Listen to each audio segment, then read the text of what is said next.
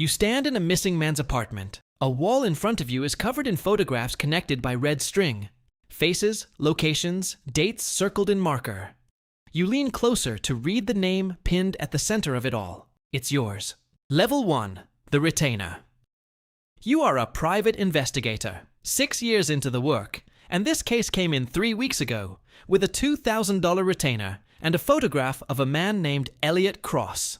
Missing 23 days. No forced entry at his apartment. No activity on his cards. No body, no note.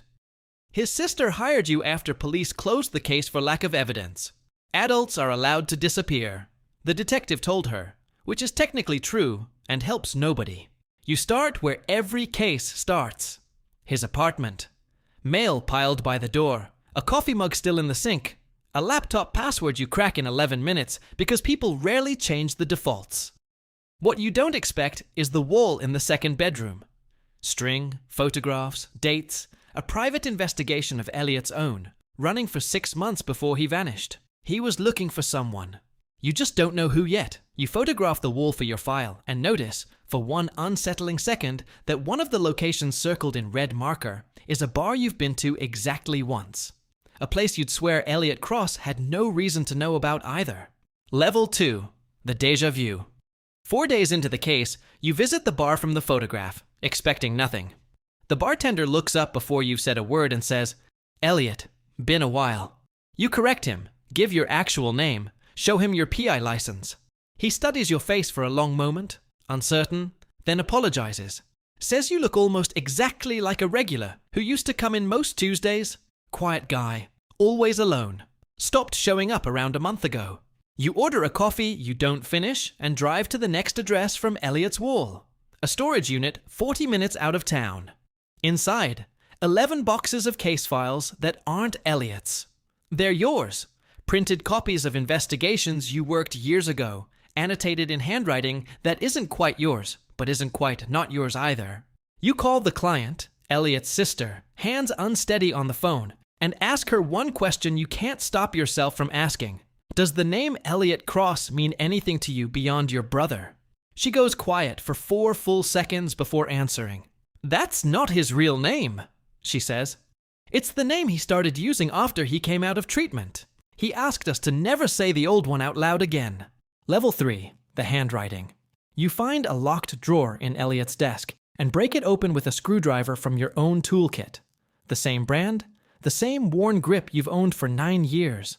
Inside, a journal, 14 entries, each one dated during a stretch of 6 months you've always privately struggled to account for.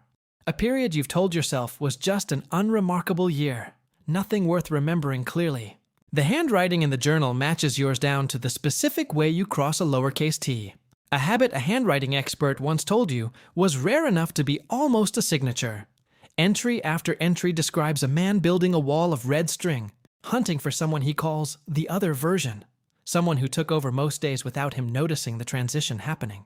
The final entry, dated the day before Elliot Cross was reported missing, says only one line. Found him. Going to end this properly, whatever that costs either of us. You sit on the floor of the apartment for a long time, journal in your lap, and realize the case you were hired to solve was never about finding a missing man. It was about finding the version of yourself you'd already stopped believing existed. Level 4. The Diagnosis. You track down Dr. Voss, a psychiatrist whose name appears 11 times in Elliot's journal, and find 6-year-old treatment records under a name that isn't Elliot Cross and isn't your current name either.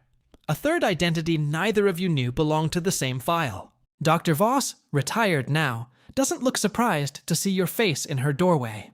"I wondered when one of you would find your way back here," she says, voice carefully neutral, the tone of someone who's delivered hard news before and knows better than to soften it into something false. She explains what 6 years of scattered symptoms never fully added up to on their own. A dissociative condition.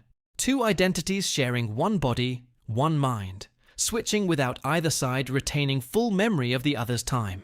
Elliot wasn't investigating a stranger.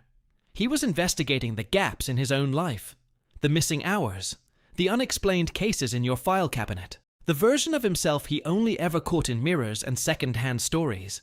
He wanted to end the switching, she tells you. Permanently. I warned him that's not always survivable for either side. You ask her what happened the night he disappeared. She looks at you for a long moment before answering. I think you're standing in front of me right now, she says. I think that's your answer. Level 5. The photograph. 3 weeks later, a different investigator stands in an apartment that used to be yours, in front of a wall covered in photographs and red string. Your case files. Your years of unexplained gaps. A name at the center that isn't Elliot Cross, and isn't the name on your PI license either.